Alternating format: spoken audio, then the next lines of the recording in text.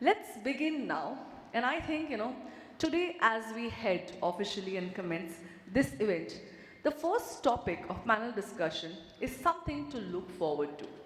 With the first panel discussion being a very power loaded and a power packed one, what could be more relevant, more essential than talking about food and nutrition? Because let's be honest, before innovation, before wellness, before trends, even before medicine, it all begins what's in our plate. According to WHO, nearly 60 to 70% of lifestyle diseases directly are linked to poor nutrition.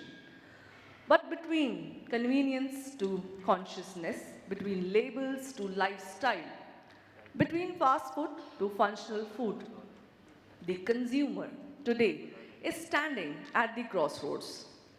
And that's why this conversation is absolutely important. Because it's just not about calories or carbs, it's about choices, awareness, and most importantly, accountability. And so, to set the tone for today's session, the first panel bring together some of the most brightest, sharpest mind, leaders, nutrition experts, and innovators who shall be helping us understand how the future of food is shaping the future of consumers' well-being. The topic of panel discussion, food and nutrition, the front line of the battle for consumer health. And first and foremost, I'd like to call upon our leaders and visionaries who shall be shaping this panel discussion today.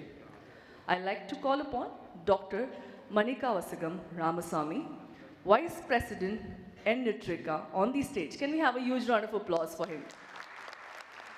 Joining us, another visionary, Dr. Nandan Arun Joshi, Head Medical and Scientific Affairs, Dr. Reddy, Nestlé Health Science. Can we have a huge round of applause, everybody?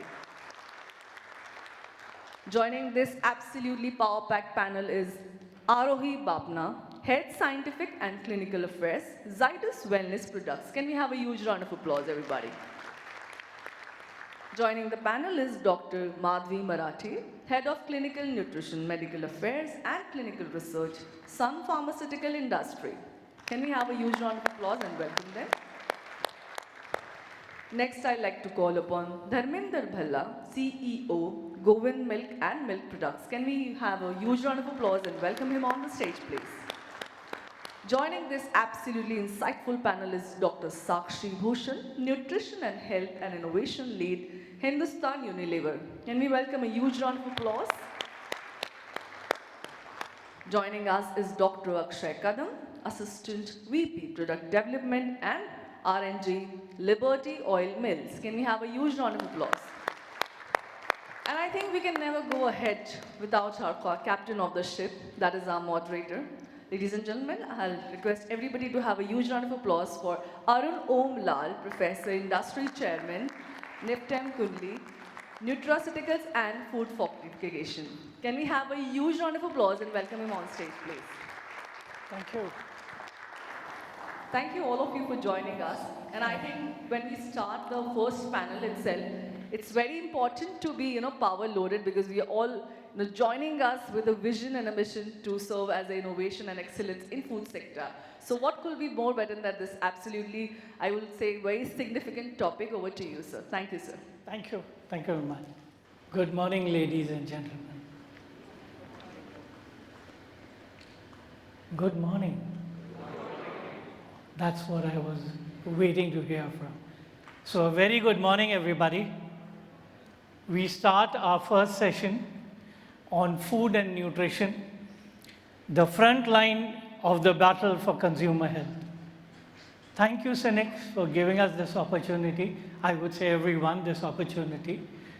And building up this platform of nutrition, health, and food processing. With this, let me, the lady out here, I'm sorry I didn't get her name. She was talking about some power-packed forum. I would say this is a power-packed auditorium itself. And the panelists that we have around out here, of which I'm part of it, has got tremendous rich experience on the industry called nutraceuticals, and they are experts in their own way into nutrition and food. Asking them questions is a bit difficult, to be very honest with you. I am a student of nutraceuticals, so I don't have much knowledge on nutraceuticals, just being into this industry for the last 20 years. And I was from the industry, I was heading the industry, and now I'm a professor at NIFTEM and in academician, and bridging industry and academia and helping people out in the nutraceutical industry. So let's basically start our session on food nutrition, the front line of the battle for consumer health. So ladies and gentlemen, esteemed guests and fellow advocates for consumer health, it's an honor to stand before you today at this conference on food and nutrition, a critical aspect of our collective pursuit of well-being. As we gather here, we are reminded that the food we consume is not just a basic necessity, but a powerful determinant of our health, productivity, and quality of life. And that's what we have termed it as nutraceutical industry, coming out with food nutrition. And that's what the focus is all about of this particular forum and our session around out here. So the battle for consumer health is multifaceted, with the food industry playing a pivotal role. On one hand, we have the challenge of ensuring nutrition, food security. I've termed it, I started this word of nutrition, food security about 10 years back. The government used to talk about food security. I said, no, it is not food security. Food is there, ample food is there in India. Do we have nutritious food for our population? So let's term it as nutrition, food security. On one hand, we have the challenge of ensuring nutrition, food security, and accessibility for a growing global population. On the other hand, we face the daunting task of combating diet-related diseases, the recent novelties, such as obesity, diabetes, and heart diseases, which are increasingly prevalent worldwide. In fact, India's nutritional landscape is paradoxical. On one hand, it is home to the largest population, which I said, if I call it as food security, it is the largest population of undernourished people in the world with issues like stunting, wasting, and micronutrient deficiencies called hidden hunger. And on the other side, the urbanization and changing lifestyle, why we all are here, and the rise in processed food consumption have led to a surge in non-communicated diseases such as diabetes, hypertension, and obesity, which we will be discussing today in this particular session also. Thus, India faces a dual burden of malnutrition, undernutrition, and overnutrition. We're going to discuss both these things because they are prevalent in rural as well as urban areas of India, making food and nutrition the true front line of the battle for consumer health. With this basic concept or the keynote which I have, let me start asking some questions to our panelists, to our expert panelists. Let me start with Dr. Madhavi Marathe. So Madhavi Marathe is basically the head of clinical nutrition, medical affairs and research and clinical research at Sun Pharma Industries. She has very rich experience in nutrition, probably days, she was in Denon earlier and other nutrition companies earlier. And with her rich experience in nutraceuticals or nutrition or food, let me ask her a basic question, Madhvi.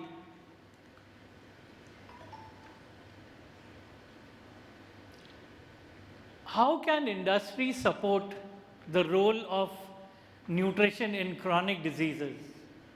Madhvi. Thank you so much, everyone, for being here. The auditorium is really power-packed. Thank you, Dr. Arun. A very valid, good question to begin the discussion today. Yes, I've been a clinical nutritionist. I worked in public health. I worked as a clinical dietitian. I worked in industry. So I've seen the public, I've seen the patients, I've seen the consumers from different lenses. And here the industry has a very important role to play as far as food choices of consumers, patients, and public goes, right? So in the last few decades, we have experienced the nutrition transition and lifestyle changes, which has lead to enormous increase in non-communicable diseases, obesity, diabetes, pre-diabetes, hypertension, cardiovascular diseases, and so on. Right? So there's a nutrition transition which has happened. There are certain changes we have done. In past 4-5 years, there's a lot of data which has come up in public domain. You take example of Lancet study, you take example of ICMR in DIEP study, or you take example of what India Eats report by ICMR and IN. We know more or less what is the picture, where do we stand today, and what could be the solution. The data is also pointing out to us how to reduce the risk of non-communicable diseases. Simple ways which have come up is you reduce carb, because we are a high carb diet country. You reduce 5% of energy from carbohydrates and increase protein, and you can have reduced risk of certain diseases such as obesity, pre-diabetes. So we have lot of data. We know what could be the likely solutions, right? So, but the strategies are multi-pronged. You have a multi-segmental approach to this problem. What is the role of industry? I would really like to highlight. We are responsible partners to bring in the right healthy solutions for our patients and consumers, for sure. I'm sure everybody of us faced it at some time or the other. Industry is blamed of foods which have been high in fat, high in sugar and salt. And, industry is being the responsible partner for having rise in NCDs and obesity in the country. Well, with that, we really have a responsibility to bring in a lot of solutions which are healthy. Work on with the responsibility on the sugar content, salt content, and the fat content of your products. That's where the challenge is today. I think that would also take us a long way to make the products healthy. The second aspect is making foods available for the consumer. I'm sure all of us travel, and many times when we travel, we don't really find good healthy solutions, right? Be it airline, be it restaurant, be it anywhere else, right? So healthy food choices become quite challenging most often. So making such choices available would be a good take for the industry to build in those solutions which are healthy to select for the consumers. It could be working in, like a simple example, we talk about millets. Everyone is aware today about millets, goodness of millets, they're beneficial for our health. And it's very easy, it's quite easy to have millets being processed into sensorially palatable solution. At home processing, it may be difficult, it may not be very handy. So industry can bring in convenience with availability of healthy food options.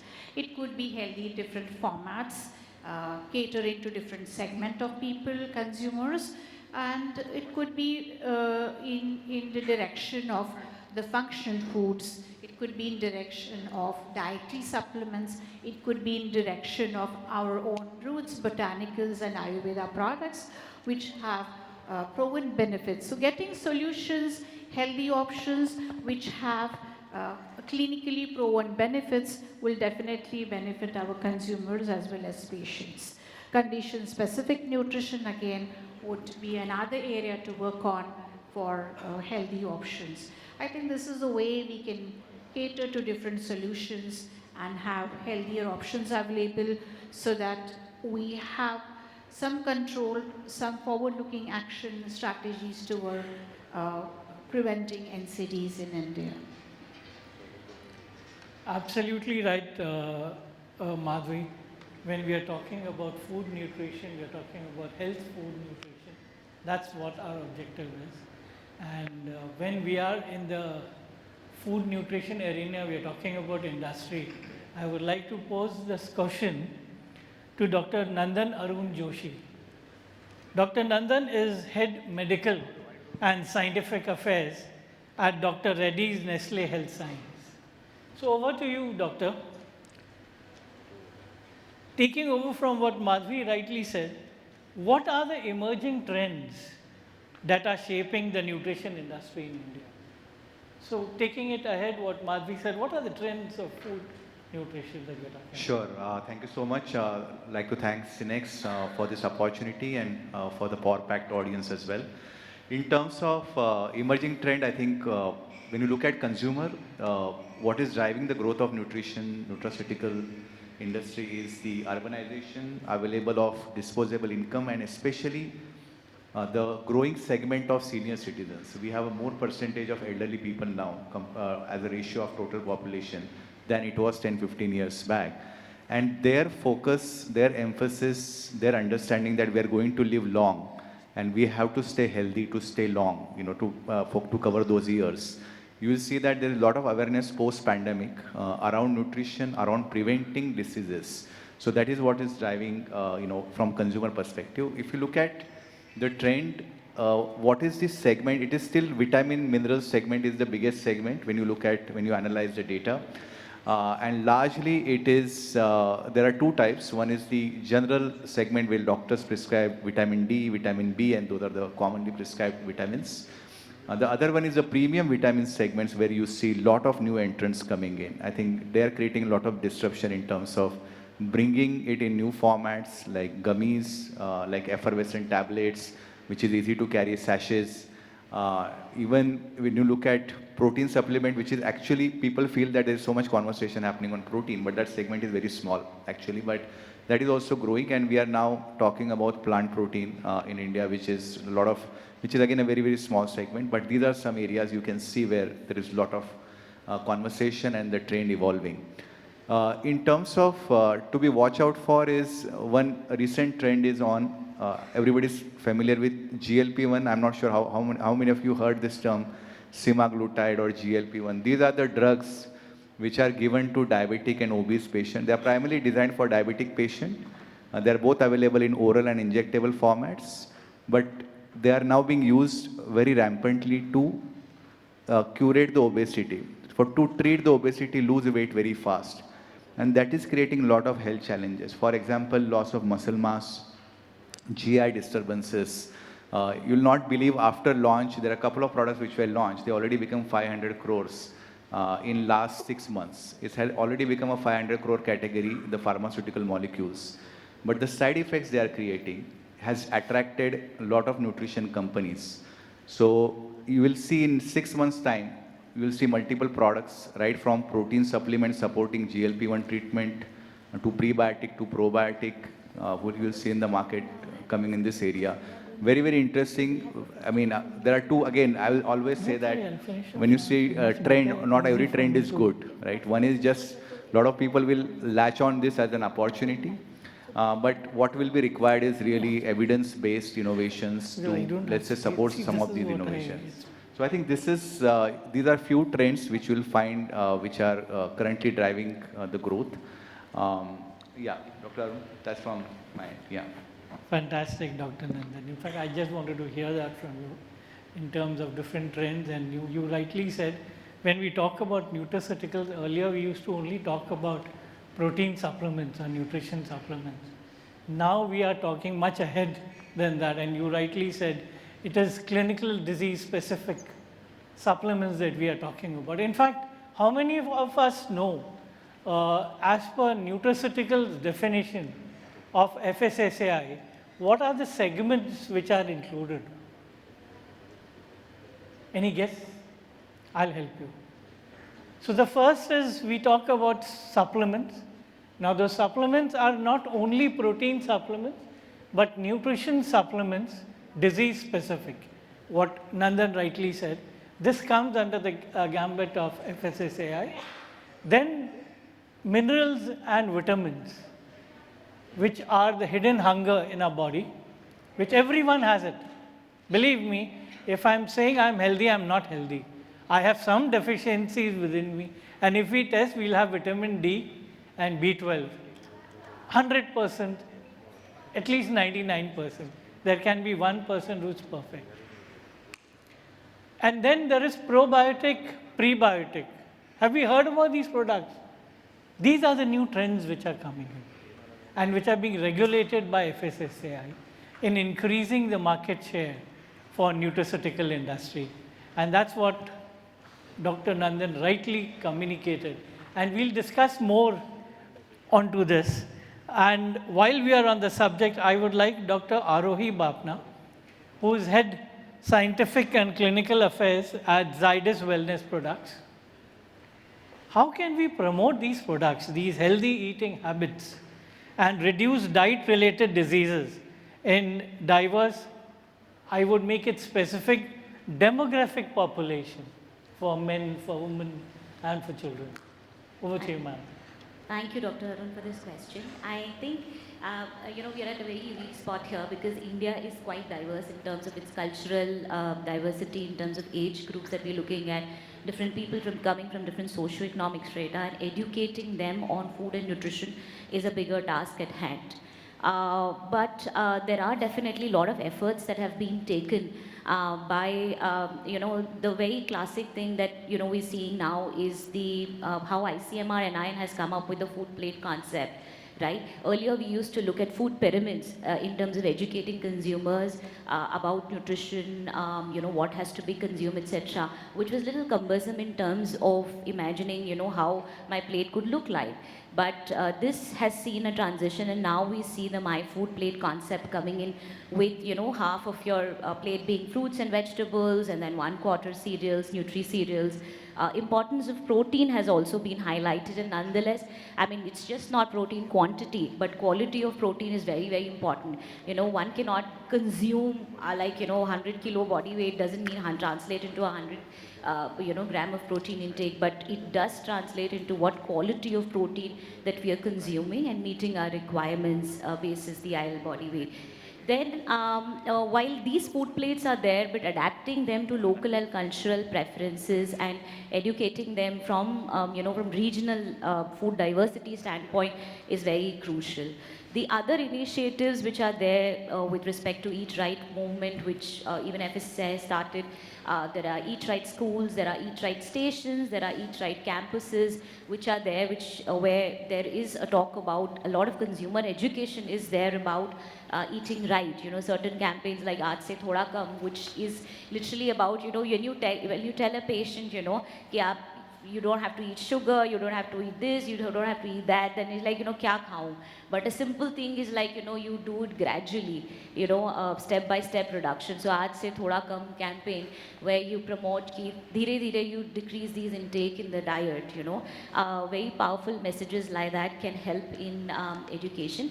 And the other part is also about making food accessible, which Madhuri has said already, where we go to, places where we need more healthier options, right?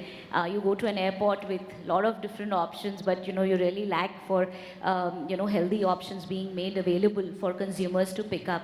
And I think the last thing here is where a lot of policy and regulations will come into picture in terms of how well we design our food labels, how well we educate the consumers about reading these food labels, while a lot is there on the pack, but does a consumer understand, when we're also talking about people from different age group, growing children, do they understand? Today, growing children, are also at a, very high risk of these NCDs coming up with the kind of obesity, fatty liver issues going on, right, even in children.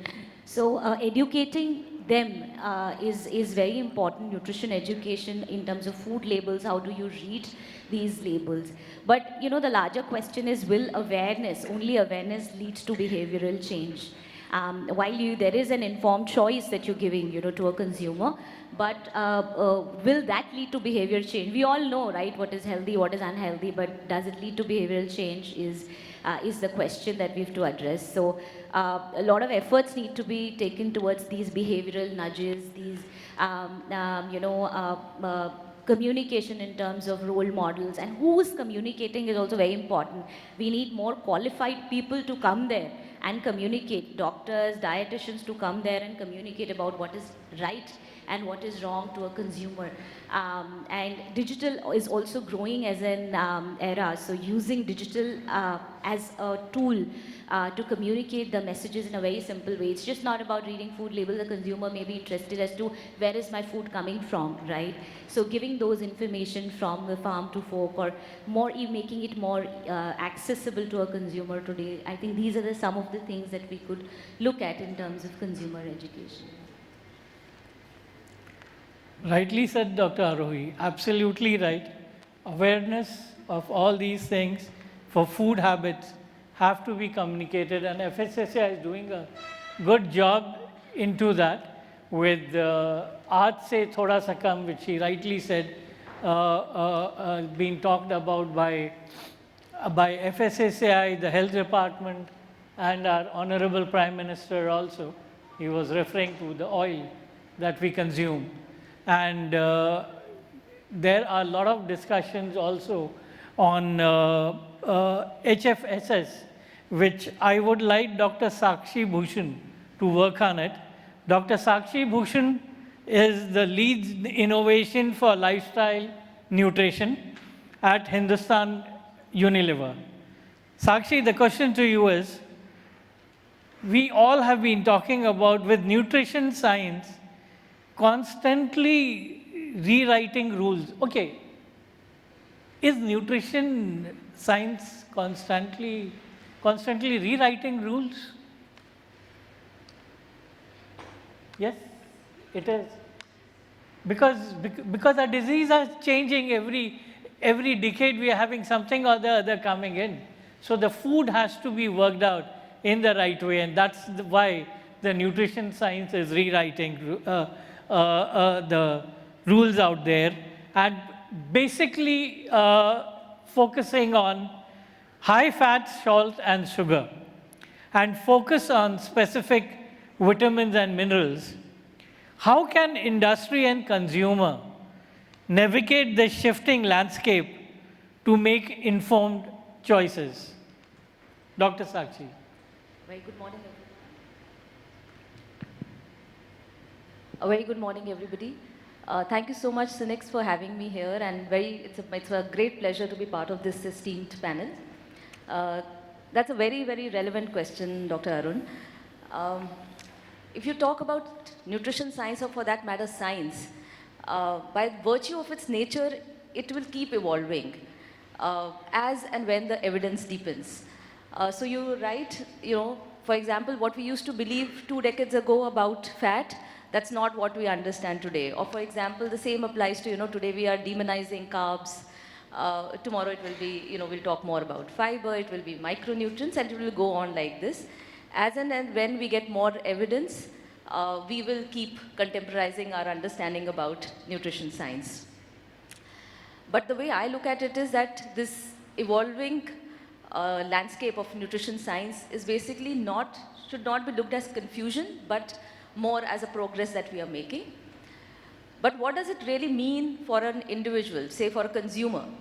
A very simple question that a consumer would want to understand is, what do you really mean by healthy eating? What is healthy eating? And a very simple answer to it as a nutritionist that I would give is that healthy eating is all about variety, it's about balance, it's about moderation, it's not about deprivation. And therefore, I think what is important here is that as a group, we have to start shifting the focus to a more balanced approach, and move the conversation more from a single nutrient approach to a more diet conversation. So it is more about the holistic diets that we are eating. And that's when and so the understanding that we have to give to the consumer back is that singling out nutrients is not the way we have to look at our diets. In isolation, a single nutrient is neither a hero nor a villain, but I think the whole approach has to be a paradigm shift towards a holistic diet. What does this mean for the industry?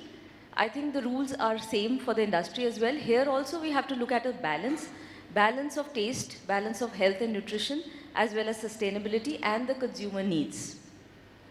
So when we are formulating products or designing our products, I think what as formulators we have to look at is a systemic approach, keeping in mind the same principles that we are telling the consumer, which is about variety and all. So we have to adhere to the dietary guidelines.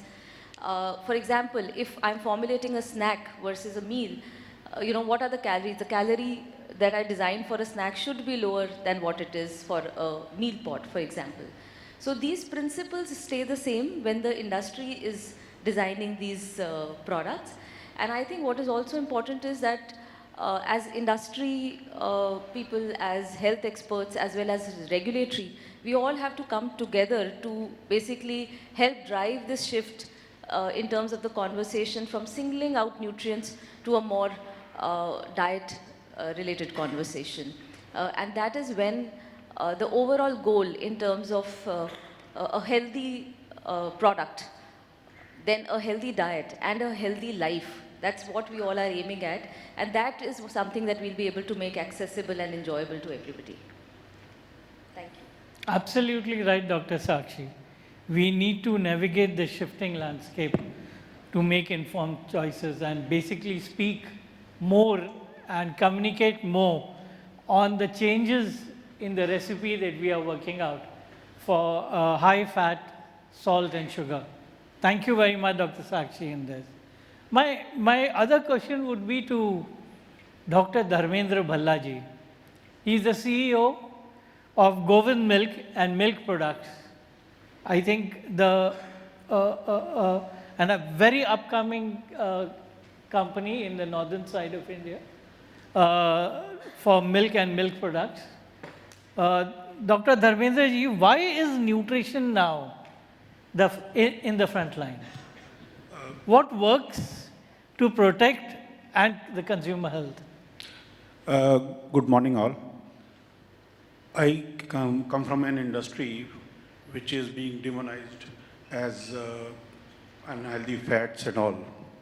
So, to clarify, so nutrition as such is an intersect between the public health, the nutrition companies, for the commercial interests they have, and the individual well-beings. Now, we have dietary issues, for example, cardiovascular issues or obesity, and nutrition can address that because it puts a burden on the population for ill health, and nutrition is a scalable product which can enhance or leverage the health of the people. It's so that it has all the economic burdens which can lead to more of financial losses to the people, and also the consumers are shifting their preferences to more healthy products and sustainable products, and industry has to adapt to these changing shifting scenarios to give good products to the people. there is a demand for functional products. Then there is demand for reformulation of the products, mainly in the urban sector. And we have to think of the products which are for mass production, not only for the niche products. Then we have the nutritional requirements which are tailored to certain people for their nutritional requirements. And then we have the sustainability and ethics which are pivotal in this nutrition. That's that we have to keep the prices and the taste alive, keeping the nutrition of the products at the center of the issues.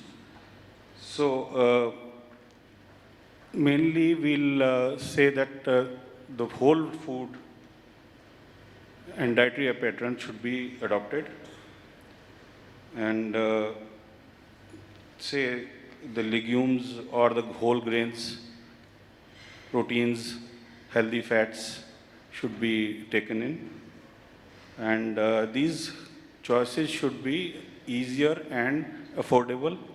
So that's why the nutrition these days is at the center point of our discussions. Thank you.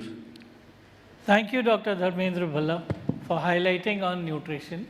We've been talking about industry, I've been talking about what food products gets into it, the new trends. Let me talk about what gets into the food and is it really safe? My question would be to Mr. Akshay Kadam. Akshay is basically the Vice President, Product Development and Research and Development at Liberty Oil Mills. Akshay, there's rampant use of banned synthetic food colorants in India. What's your say on that? How can we improve upon it? Yeah. First of all, thanks to CNEX for inviting me to this summit and be a part of this esteemed panel. Okay. Now, we have been hearing a lot on the nutrition and other aspects of it. Now, as we all know, India has the youngest population here. Okay. And with the growing lifestyle, the urban lifestyle, many of us, in fact all of us, are consuming ready-to-eat food. Okay? Now when we order ready-to-eat food, the first sensory cue is color, isn't it? That's from where we consume the food. Now we have regulations, no doubt. FSSI has set down the regulations of 100 ppm of the food colors. So let it be tartrazine, sunset yellow, allura red, okay, ponchu 4R. Now the problem here is 80% of the Indian food market is unorganized. There is no control as such on the ground to control the amount of food color which is added to your food. Nobody knows, and there is no mechanism to control it. See, it's good to print out regulations and publish it, but there should be some execution on the ground to ensure that it has been followed, which is not in place. This is one example of it. There are many such. Okay? Now, India has the youngest population, and we are subjecting to this carcinogenic food colors. All of this, allura red, ponchu 4R, carmosine, they all are carcinogenic. They lead to DNA damage. Allura red 40 is the highest, I think, causes the most ADHD, hyperactivity disorders in children. It seems like we take regulations from others, and print it here. But I think we should take some other regulations also, where in EU, they on the label, since now we are all aware and most of us read the labels, and we are more nutrition conscious after the COVID pandemic, they also mention that this product contains a color which may affect your child's activity, okay, and cognitive power. Now, these are the labels which are written on the food product which contains these colors. So, ideally, the regulation has to be very strict. Either you ban these colors from using it, and before banning them, make an alternative source for natural colors. We already have a lot. For a red color, we have betalains. This is a natural colorant. Beetroot is the cheapest source of it. Okay? We got beta carotene. Red color is the most widely used color in our food, by the way. So basically, as I see it should be a joint effort between a regulatory body and the industry to drive this initiative forward. Because in malnutrition, we had this. We had success with iodine in salt. We are doing it with vitamin A and D in oil, isn't it? Absolutely. Yes. Absolutely. So until and unless we do it with a collaborative effort, it is not going to happen. Okay? Because this is the current danger. We are eating it. You all of us are eating it. We are subjected to this danger. But it is somehow overlooked. Okay? So I think Very, very vital point, Akshay, which you pointed out. We all were talking, and we all are talking about trends in nutraceuticals. We are talking about the recipe changes. We are talking about how, as per the RDA, we need to move. As per the codex, we need to work out our recipe. But we need to also talk. We have been talking, but we need to now focus on the ingredients which gets into the food that we all are talking about, which is safe. And yes, you are right, there has to be a collaborative effort between the food processing industry, between the ingredient industry and the government. It can be MOFPI, which is Ministry of Food Processing, or FSSAI in taking this forward. Probably, Akshay, absolutely right. Let me take the onus of taking this forward and work out a conference on the ingredients part, which we never had before. Thank you, Akshay. Good point. We are talking about food industry. We are talking about consumer health. My question to Dr. M. Ramasamy would be, Dr. M. Ramasamy is the Vice President, EnNutrica, which is a milk whey protein manufacturing organization, and it also manufactures or processes world-class dairy ingredients. Dr. Ramasamy, how can we ensure that the food industry prioritizes consumer health and well-being while promoting sustainability and profitability? Over to you, Dr. Ramasamy. Thank you, and good morning to all. India has traveled a lot in the food and nutrition right from 1947, from we have been standing today, and we have to travel a lot again in future. I will talk about that. The most important things we all know about the malnutrition where that is happening. India is a capital of malnutrition, unfortunately, and it is becoming the capital of micronutrient deficiency. If we take micronutrients, immediately we will think about vitamins and proteins like that. But actually we have been deficiency in zinc, magnesium, calcium. This is the major things we have been deficiency. As rightly said by the panelist, that India is a population of younger populations. Out of all the population, 35% is a young populations. When the survey says, out of this 35%, more than 70% of the young generations, that is which ranges between 15 to 30 years, is having the micronutrient deficiency. This micronutrient deficiency leads to a lot of problematic things like vegan sedentary or laziness or falling skin disease, everything it leads to it. What presently we have been actually concentrating on protein deficiency. India is a capital of protein deficiency, and we have been trying to do it out. And yes, now the upcoming smart proteins is also coming into the lead. And where the FSSAI has to act on this very fast, because the smart protein is going to be the imitation of animal and plant proteins. But on the micronutrients, we are not in the industry wise, as well as it's not been transferred to the customers. So if you during the COVID pandemic, we all will usually take with the one tablet called zinc. But we have been not only with the zinc, we have to go with the magnesium and calcium as well as manganese. Why I'm saying is vitamin D and calcium is the highest deficiency in the world is India, where the sun shines like anything. Unfortunately, India is having so much of sun and it is brightness, but we have been in the standing at the deficiency. Vitamin D will always make the absorptions of the physicians knows the calcium will be given, will be taken. If the calcium is very good, then the vitamin D will be coming inside. Particularly, India is dominated with the women populations, and because of the women's natural, as well as the environmental, today women are the weakest in the nutrition contents.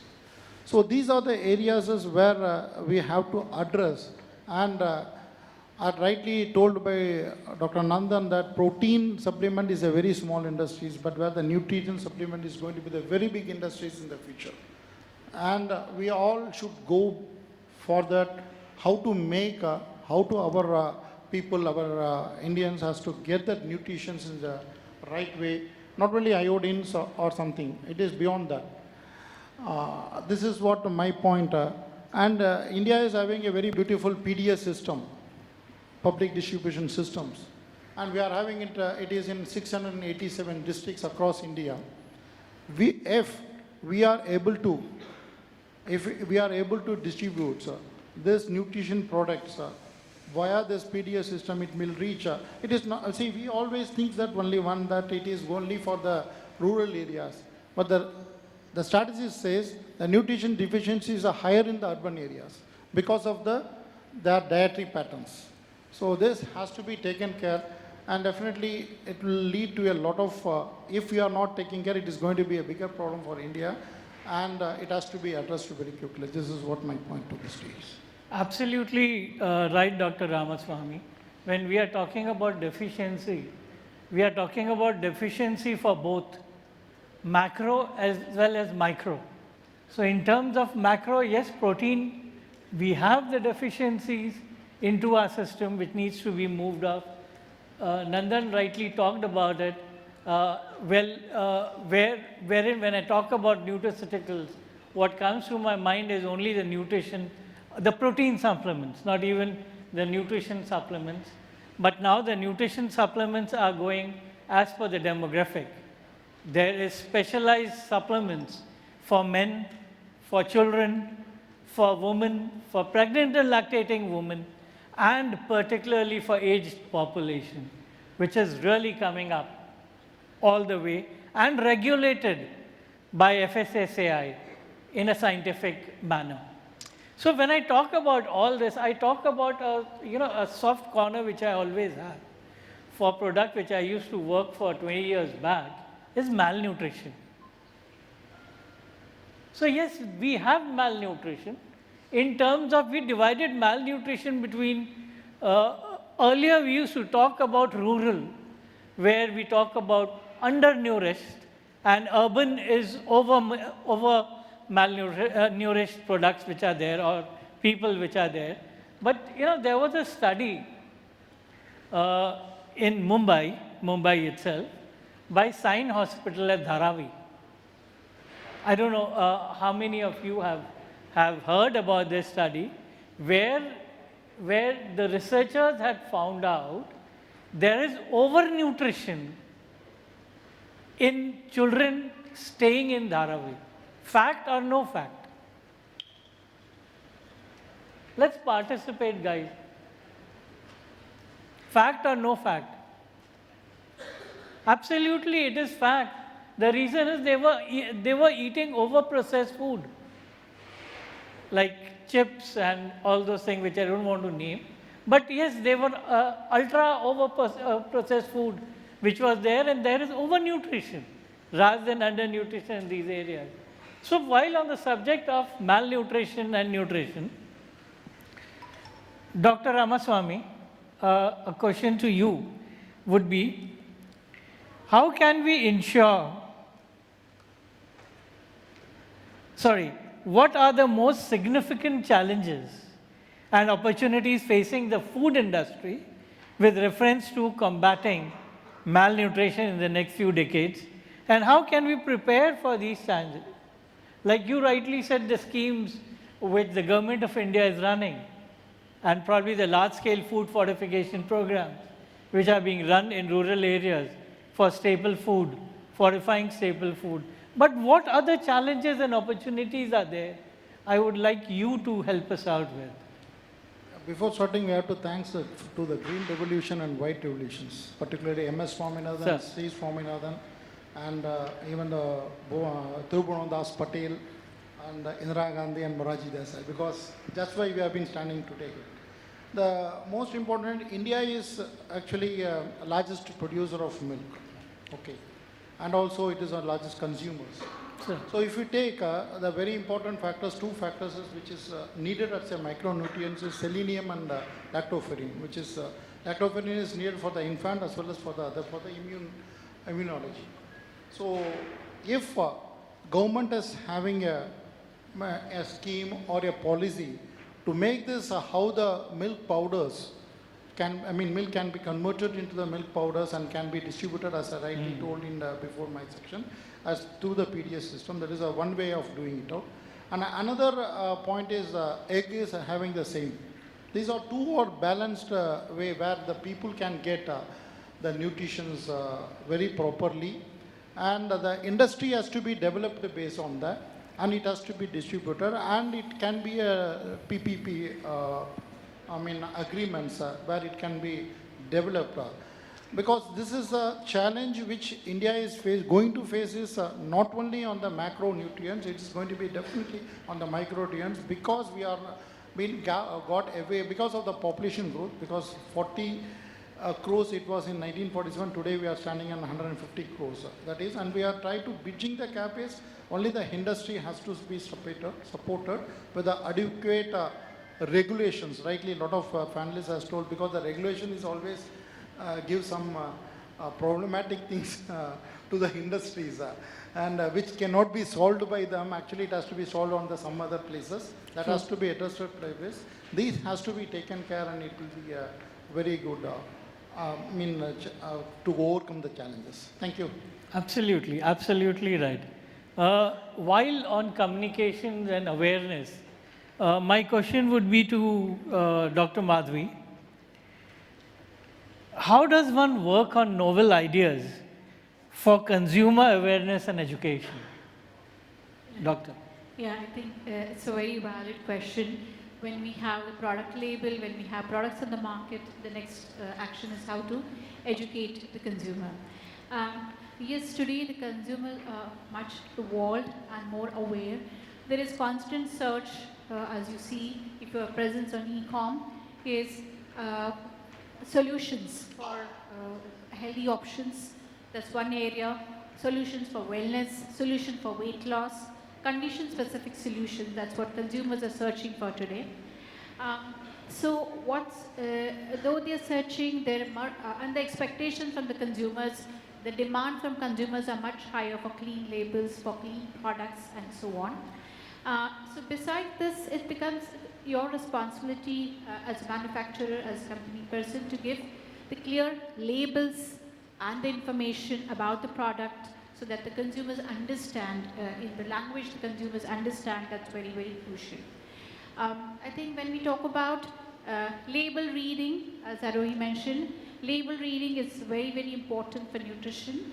I think that's something consumers need to be really aware of. I'll give you a simple example of percent RDAs. Today we have percent RDAs which are very recently been added in Nutra products. But people would probably know and understand higher the better, if a product is providing me 100% of RD, it's a better option, but that may not be. You already getting something out of your diet, you may be taking other product. So that kind of an awareness, how to kind of, compute, how to kind of look into, how to meet my requirements of certain nutrients, that is what the company has a big role to play to educate the consumers. I'm sure a lot of you who are working towards the health claims and the product labels, you already have your website to talk about it, you already have QR code today to kind of take your consumers to how to prepare a product solution or ready to drink option. Right? So those are the important actions and steps which are important at the manufacturer level. The next important thing I would talk about is social media, which is part and parcel of everybody's life today. And the influencers have a big power, basically, and a big influencing power, rather, I would say, among the consumers. I remember one of my ex-colleagues, though working for a nutrition company, she would rely on an influencer for a keto diet for weight loss and not approaching a healthcare professional. We see those examples very commonly happening. So it becomes very important, to have the right set of influencers driving your messages, driving the communication, what you want to educate consumers on. That becomes a very, very important aspect. So having experts doing this communication, qualified people, of course, FSSAI and ASCI has laid out those rules for the influencers, but I think that's very important to have the right set of influence as a responsible company. So also looking at basically social media. So social listening becomes very important to drive a campaign. Which set of consumers are talking about what? Which segment is, having what kind of problems, or what are they looking for? I think that social listening aspect has become very important today. We all have to kind of do that so that we deliver the right messages, right communication to the right segment of consumers. That becomes very important. So creating awareness is something what we thought of, and every time awareness may not directly get into the practice or the action, for which I would suggest two things what companies can do. One is you may require one-on-one counseling, one-on-one influencer. So many of the companies do have a lot of activation. I'm sure people over here from medical affairs team would be doing those, educating the healthcare professional about the latest science, the latest ingredients, the clinically proven, evidence around particular products or ingredient or latest science which is coming up. Education of the healthcare profession, who can directly in turn educate their patients and consumers. That becomes very, very important. And secondly, like there are CRM services many of the organizations do run, with working with dietitians who would talk about the, answer the diet queries, give the diet chart, and what is important in terms of nutrition. So translating the awareness and the knowledge into the action, that's something an important step would be done at the individual level. At a mass level, yes, we do need advocacy efforts. There are lots of campaigns which happened before about protein awareness, about hidden hunger, micronutrient, food fortification. So you do need large level such campaigns to happen. As a responsible company, you could work towards those alignment. How many of you are aware of our government of India do have a program for prevention of non-communicable diseases? Right? So we had program for ICDs for malnutrition of mothers and children. We do have program today for Government of India run for prevention of NCDs. So partnering with public-private partnerships in various ways, like Arohi mentioned about Eat Right Movement, Fit India Movement. There are a lot of campaigns which happened. So industry could partner with those programs and create more awareness and have change being achieved. So there's a lot of enthusiasm today among consumers about nutrition. There are a lot of curiosity, but at the same time we need to reach out with the right messages, and that becomes very important. Absolutely, Doctor. In fact, we've got a lot of such programs in industry and in corporates. But what we lack probably is communication. And rightly said by Dr. Madhvi, today the social media is rampant. So through social media, I presume the communication becomes easier and cheaper.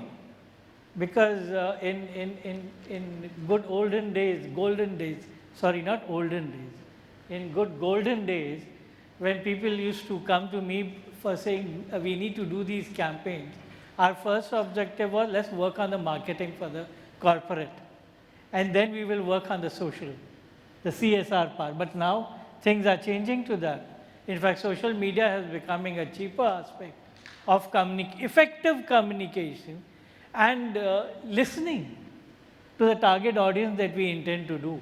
Absolutely right, Madhvi. In fact, while on food fortification, and as I've worked towards food fortification a lot for the last 15 years and tried to make oil fortification mandatory into the government and institutional projects, I would love the oil expert to tell me food fortification for availability for masses. Because I'm not talking about institutional oil, I'm talking about packaged oil which are there. See, basically what has happened, now since we are all aware of the nutrition and the nutritious product which has been offered, protein powders, protein bars, XYZ, all the commercial products which are available there. Most of the times what happens that these solutions are limited to a restricted few who has the capacity to buy them. Whey protein powder ho gaya, what, or anything else, the Ensure ke jaise products ho gaye. Now what happens is that the question still remains about the masses where the malnutrition is predominant. Okay? It's a lower middle class, that is where the malnutrition is predominant. So the only way to take care of it is fortification of, so we had, as I said, we had a success with iodine in salt. Yeah, you did a great work in, making it a regulation to add vitamin A and D to the oil. But still, I think we are suffering from vitamin D deficiency because, there is a question mark, it needs to be discussed that at what temperature, since we cook the oil, how much of vitamin D is available, okay? How much is the bioavailability of vitamin D inside the body, okay? So there has to be some solutions and also which are affordable by the masses. Maybe a tea powder, okay, a premix of a tea powder, okay? That is one of the solutions, because everybody has tea daily in the morning. So unknowingly, it goes inside your body. That might be one of the solutions, maybe for water-soluble micronutrients. So that's how it is, yeah? Absolutely. Thanks. In fact, just to add on to Akshay, the Government of India through FSSAI is working on a research to rechange the standards on oil fortification, that's for your information, with reference to vitamin D and A that we are working out. And again, in understanding the bioavailability of these micronutrients which are there, which are fortified in oil, as to how many of fries is the micronutrient available. Like rightly said, because usually in India and a household, we at least fry 3 times. Ladies, correct me if I'm wrong, right? And after 3 fries or 2 fries, do you still retain the micronutrients in that? And that's what we are researching, and fortunately or unfortunately, I'm heading that research with FSSAI and NIFTEM, and probably in the next 6 months, we will come out with a solution and change the standards for oil fortification. Just add on to this about one of the regulations about fryings, multiple fryings, since I work in oil industry. There was a regulation which says of peroxide value, 10 milliequivalents. So, motamoti, after 3rd frying, that value is surpassed, okay? Now, what happens, the problem with this frying is, especially the hawkers who are there, because it's an unorganized market, they don't have any equipment to measure the peroxide value. What they do is they do top up of the oil on it. Now, the problem, I will tell you, the disease associated with these peroxides is they are extremely carcinogenic. आप क्या करते हो, peroxide यहाँ से खाते हो और फिर आप न्यूट्रास्यूटिकल के नाम पे एंटीऑक्सीडेंट लेते हो, मतलब to be very frank. So that's how it happens. एक साइड से both are there.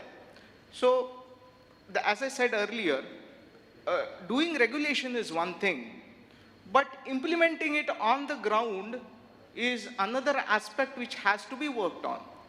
मतलब peroxide value का आप regulation डाल के, yes it is there, but a hawker doesn't know वो peroxide value क्या है, उसको क्या करना है. So as the awareness is there, but along with the awareness you should have the equipments also to measure. Absolutely. That is when it will be applicable and implemented. Thanks. Thank you, Akshay. Thank you very much. So, are we out of time or do we have? Right? So, thank you, audience. You were very good, but you didn't ask questions to us, or we didn't give you an opportunity to ask questions. Probably we'll keep it to a later stage. And I would really thank my panelists. It was a very esteemed and intellectual panel that we had. And sorry I could not ask the second questions to most of you, which I was itching to ask. But thank you so much. Thank you, everybody. Thank you. Sorry that Thank you very much. On time, Thank but you. can we have a huge round of applause?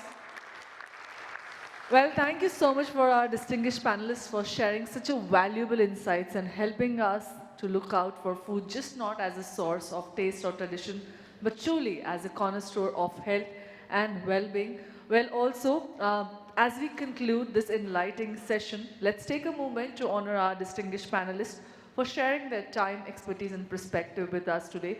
May I invite Mr. Sameer Prakash Lord, Hexagon Nutrition General Manager, Sales and Marketing, Premix Domestic, on the stage to felicitate our fabulous and I will say a very power-loaded panel. Thank you so much once again.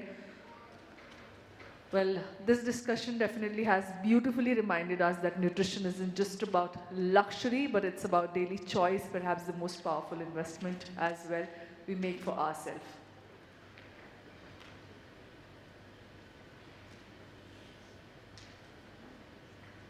First and foremost, can we have a huge round of applause for Dr. Ramasamy from EnNutrica. Thank you so much, sir. We are very glad that you shared perspective with us.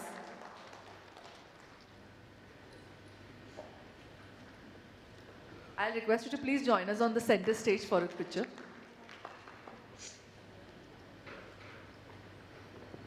Can we have a huge round of applause, ladies and gentlemen?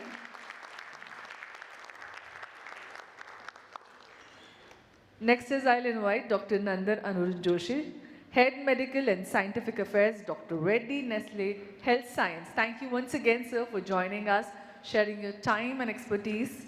Fabulous. Can we have a huge round of applause? I'll request Arohi Bapna, Head Scientific and Clinical Affairs, Zydus Wellness Products, to kindly accept the memento. Thank you once again for sharing your valuable insights with us.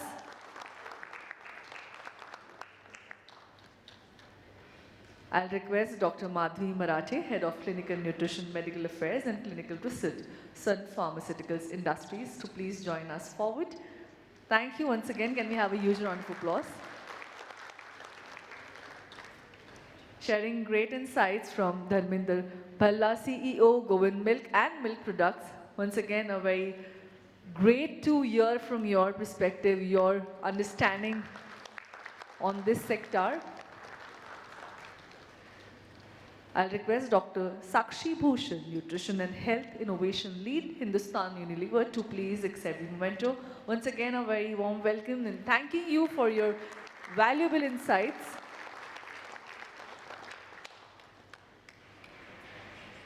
I'll request Dr. Akshay Kadam, Assistant VP, Product Development and R&D, Liberty Oil Mills. Thank you once again. It was great hearing from you as well. I'll request Arun Omlal, Professor, Industry Chairman, NIFTEM-K, Nutraceuticals and Food Fortification. First of all, thank you so much for being the moderator of the panel. Fabulous question, great insights, and we really look forward, but we were crucial on time. Thank you for such a valuable feedback for all the questions. Thank you. Can we have a huge round of applause? I'll request everyone to please come ahead for a group photo, please. I'll request everybody. to please join us with a group photo. Center stage, thank you. The discussion has beautifully reminded us that nutrition is just not about luxury, it's a daily choice and perhaps most powerful investment that we can make it for ourselves. The best is the awareness is the strongest in the front line, and thank you panel for actually highlighting this.